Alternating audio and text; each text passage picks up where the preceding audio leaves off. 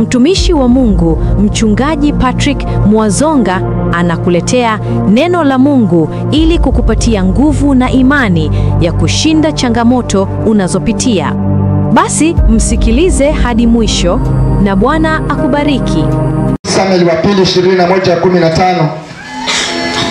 Nataka nizungumze kuhusu umuhimu wa ushirika. Umuhimu wako. Biblia inasema hivi katika Samueli wa pili 21, namba ni ya 15 ama kifungu kama ulipozoea. Basi kulikuwa na vita tena kati ya Filisti na Israeli. Daudi akashuka mpaka Gobu na watumishi wake pamoja naye. Daudi akaishiwa na nguvu. Naye Ishbenob aliyekuwa mmoja wapo wa Refai, ambaye uzito wa mkuki wake ulikuwa shekeli 300 za shaba kwa uzani, naye amejifunga upanga mpya, alijaribu kumuua Daudi, lakini Abishai mwana wa Seruya akamsaidia, akampiga Mfilisti akamuua. Ndipo watu wa Daudi wakamwapia wakasema, wewe hutatoka tena pamoja nasi kwenda vitani, usije ukaizima taa ya Israeli. Ninazungumza kuhusu habari ya umoja wa wewe na mtumishi wako.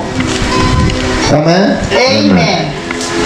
Huyu ni Daudi na watumishi wake ama wanajeshi wake.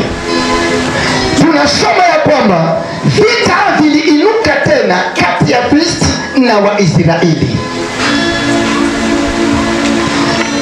na akapiga vita huyu mfalme Daudi. Ikafika wakati vile anapopiga vita, nguvu zikamwishia. Nguvu zilipomwishia, adui akaangalia, akajua ya kwamba yule mfalme ameshiwa na nguvu. Akaona ya kwamba sasa amempata. Amen. Amen. Sikia, hakuna kitu kilichoshikwa na Mungu basi Mungu akapokea na mtu yoyote. Hakuna. Amen. Huyu mzee amesema kwamba alikuwa amepona, lakini akatembelewa sijui kwa mjajani. Vita vimeinuka tena. Nakupa habari za kuaminika leo. Kama kuna kitu kimekuinukia tena, fear not. Amen. Amen. Amen. Usiogope. Yuko jemadari. Amen. Amen. Na yeye ndiye mtetezi, lakini atatumia mtu yoyote ili akutetee. Amen. Amen. Kwa ukatokea mwanamume wakati ule wa vita aliyejiona ya kwamba ana mkuki shaba sijui 300 shekeli, amejiweka upanga mpya wa kunyoa. Alipoona kwamba Daudi sasa amelegea, maana amepiga vita, amechoka, akasema ya kwamba nishamuwahi. Amen. Amen. Kumbe kuna mahali kuna jamaa anaitwa Abishai. Haleluya. Amen. Sema Abishai. Abishai. Huyo aliyeinuka na mkuki anaitwa Ishbenob, huyu jamaa mbaya. Amen. Amen. Najua kuna mbaya amekuinukia tena, lakini tambua pia kuna hapa Abishai yuko pamoja nawe. Amen. Amen. Amen. Huyu ni Mungu anatumia watu ili akuokoe wewe, ili akuponye. Nasema hivi, kuna mtu sahihi anakuona kwamba biashara yako inalegalega. Kuna mtu sahihi amenena maneno yake kukulalilani, anaona kwamba labda yalegalega, anataka kuja kukumaliza. Nakwambia hataweza, kwa sababu uko mikononi mwa Mungu. Amen. Kuna uhitaji wa umoja baina ya mshirika na mtumishi wa Mungu.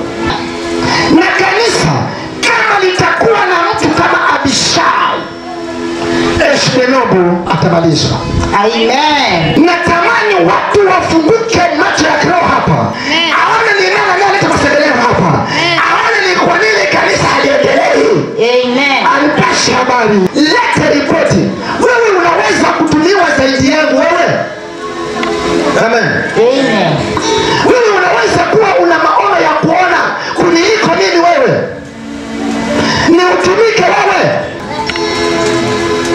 fulani watu wa Israeli walimwendea Yeremia wakamwambia, tumekuja tunakuomba utusikie ombi letu, enenda kwa Mungu wako ukatuombee, na vile Mungu atakavyokuambia usitufiche, utuambie, tutapata hivyo hivyo. Maana walikuwa chapika mwisho. Amen. Amen. Wajua alisemaje Yeremia? Yeremia alisema, mimi nitamuomba Bwana Mungu wenu. Amen. Amen. Hakusema nitamuomba Bwana Mungu wangu. Haleluya. Wale wamekuja wakasema omba Mungu wako Yeremia, lakini Yeremia akasema nitamuomba Bwana Mungu wenu. Amen. Amen. Kuonyesha kwamba Mungu wa Yeremia ndiye yule Mungu wenu pia nyinyi.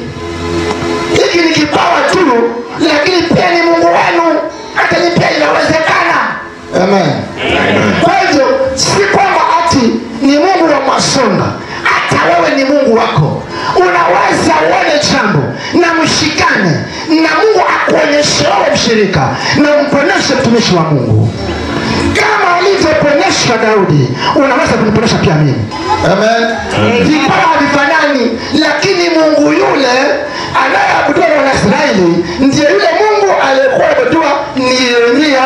Yeremia akasema nitamuomba yule Mungu wenu.